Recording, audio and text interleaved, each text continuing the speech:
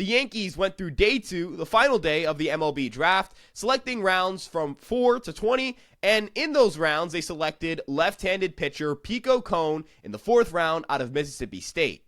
Cone is a left-handed pitcher who stands at 6'4", and I'm very excited about what he could be with the Yankees. He displayed some interesting data at Mississippi State, and with the Yankees being an organization that develops pitchers well, he could be a perfect match for this organization, and I'm very excited to talk about him, what he can do with the Yankees, and why he could be the steal of the draft for the Yankees in 2025. Before we get into everything, though, let's roll that intro clip.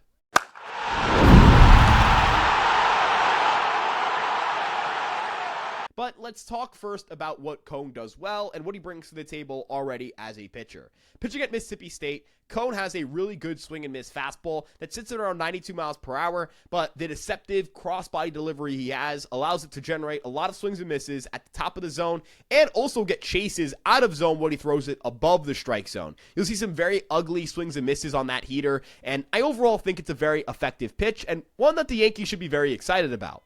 I also really like his gyro slider. His gyro slider has around 0 to -1 inches of induced vertical break, meaning it has a lot of drop, and it generates around 3 inches of lateral movement, that being to the glove side, so it's going to move into righties and away from lefties. Another very effective swing and miss pitch for him at the collegiate level. He threw these pitches almost 90% of the time combined, so those were the pitches he relied upon heavily, and they were really good swing and miss pitches. Cone was someone who attacked the zone aggressively, had only, I think, an 8.3% walk rate to go with a very high strikeout rate, so the strikeout to walk rates were really good, but there are things that I still think he can work on. So, number one, he was a two-pitch pitcher mostly. He did not really have a fleshed-out repertoire, and that's a thing that the Yankees can really work on. Look, I think that starting pitchers are something, it's hard to figure out what makes for a good starting pitcher, but I think the consistent trend we're seeing is that frontline starters or really good starting pitchers have deep repertoires. Cone is someone who I think could flesh out his repertoire more, maybe add another breaking ball, whether that be a sweeper or a different fastball shape in a cutter. Maybe that's adding a sinker, maybe that's adding a two-seamer, who knows. But the pitch that I think he could develop that already exists the most is his changeup. His changeup has a lot that it could work on. It generates a good amount of vertical ride, which could be a good thing or could be a bad thing depending on the way you look at it. I tend to look at it as unintentional. I don't think he's trying to throw a changeup that has a lot of ride and fades away. I think he's trying to throw a changeup that pairs well off his fastball, and I think more depth would pair well off of that fastball. I think it would just make for a very lethal profile, honestly, if he had a four-seamer with good vertical ride and a changeup with good vertical depth and the natural tail he generates on his changeup.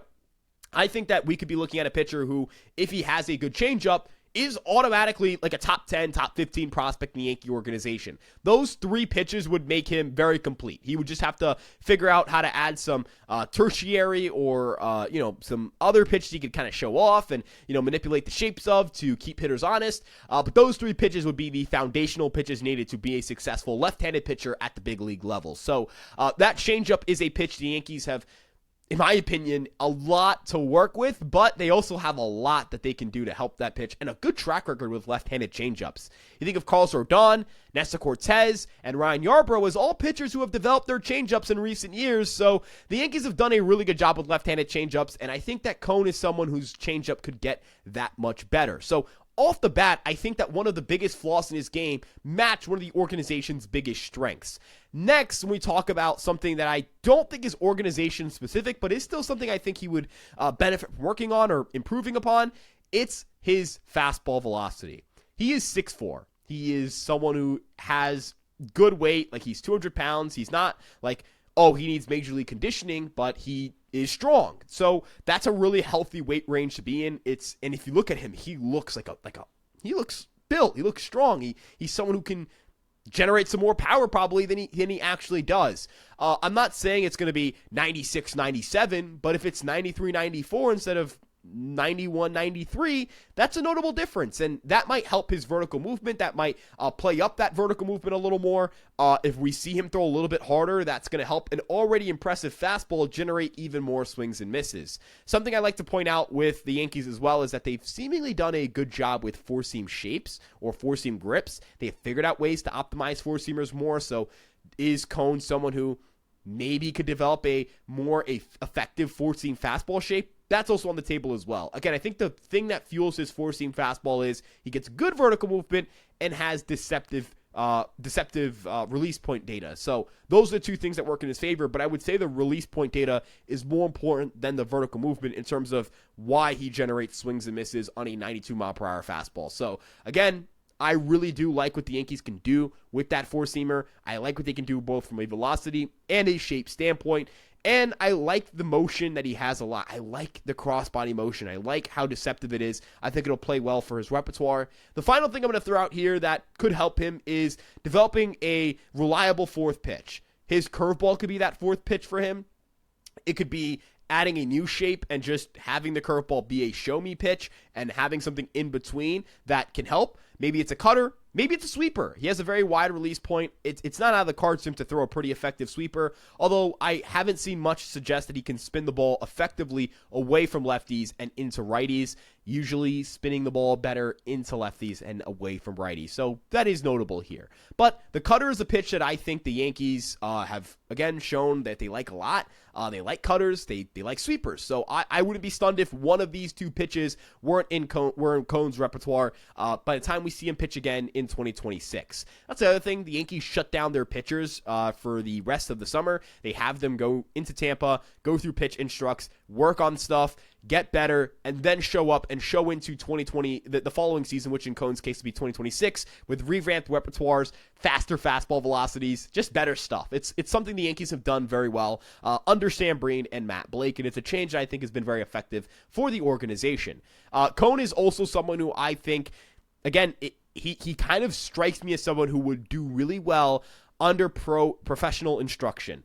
At college, it's very hard to develop. It's very hard to develop when winning is such a big priority, and winning is what drives hires and fires. Guys get hired off winning. Guys get fired off losing. They don't get hired and fired because one specific guy was working on something throughout 3 years of college and finally clicked his final year. You get hired based on, did you get to the College World Series? How many wins did you have? Did you win your conference? Et cetera, et cetera. So that kind of environment isn't always fair to players who are clearly not refined the second they get there or are not uber talented and figure it out themselves. And it's also very hard to find that secondary help outside of your organization or your college because that requires money, which is something that a 20 to 22-year-old kid just does not have. Like unless your family might come from a really strong background, but most people don't have the money to just go, yeah, I'm going to go work at Driveline for a winter. So I think that pro help, a pro organization, professional development, professional nutrition, professional work, professional coaches, et cetera, those are all going to up the ante for someone like Pico Cone, who, again, is someone who needs to work on things. He is not a finished product. He is not someone who's going to get drafted and then make the big leagues in mid-2026, although that would be pretty cool. I think he's someone who's going to have to spend some time in the minor leagues before he gets there. But again, I like what already exists, and I like what could exist. I like the what if. I love what he could be. I love what he could develop into. The Yankees, again, do a very good job with pitchers. And with a fourth-round pick here, this is a very unique situation where the Yankees didn't take a pitcher in their first 3 rounds, and they are taking one in the 4th round. And there are some guys who, could have maybe fallen because some organizations didn't like what they saw. Some organizations may have jumped the gun on some high school prep guys that they kind of underslotted earlier in the draft to go out and get in the 2nd or 3rd rounds.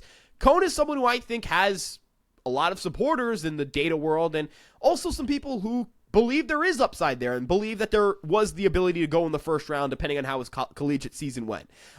I love what the Yankees are doing here with Cone. I love that they're going out and targeting someone who has such outlier deceptive properties in terms of his mechanics.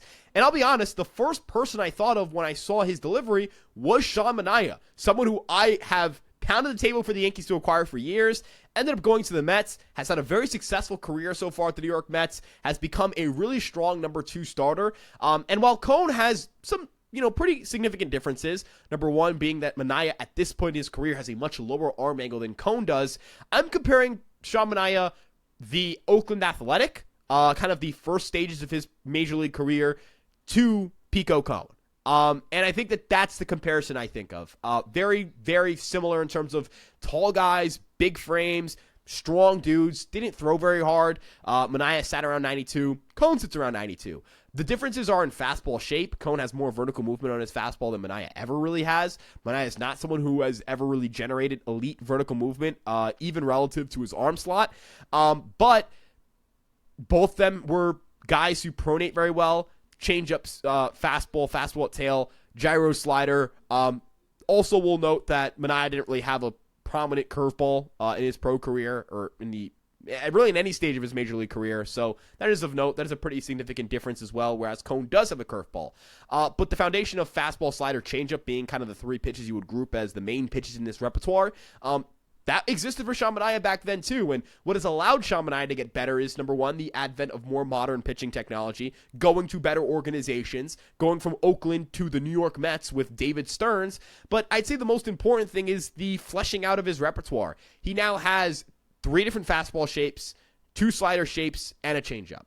Patrick Cone could be someone who has maybe multiple fastball shapes, maybe multiple slider shapes, and a changeup. That's all possible for him. Could it be someone who has a 2-seamer or a sinker and a 4-seamer? Again, that's possible. Rodon is someone who developed 2 fastballs, and he's had a lot of success being a 2-fastball pitcher with a slider and a changeup. So the Yankees are really good at helping guys add pitches and flesh out and refine their pitches. So Patrick Cone is not someone who needs to become talented. He's already talented. He's someone who needs refinement, who needs pro coaching, and needs a really good organization to take him in and refine and identify the things he needs to work on. The Yankees are that organization, and that's why when I kind of throw up this video, you're going to see steal. The Yankees stole this guy in the 4th round because I really think the Yankees acquired someone who just fits all of the things they do really well. Left-handed changeups, flushing out repertoires, adding other fastball shapes, adding different breaking ball shapes, making breaking balls better, adding velocity. All of those things are things the Yankees do super well. And those are all the things Patrick Cone needs to work on. He's not an inconsistent strike thrower. He's not someone who has, he needs to completely revamp the fastball shape.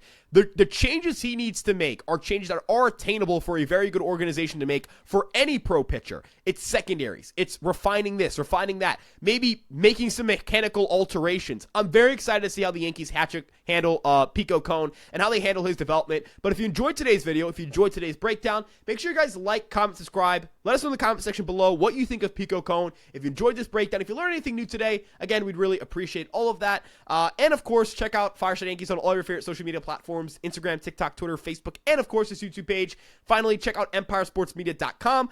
Written coverage on the New York Yankees and all of your favorite New York sports teams. And finally, follow me at Ryan Garcia ESM on Twitter. I'm Ryan. This is Fireside Yankees. We'll see you guys in the next one. Have a great rest of your day, and let's go Yankees. Peace out.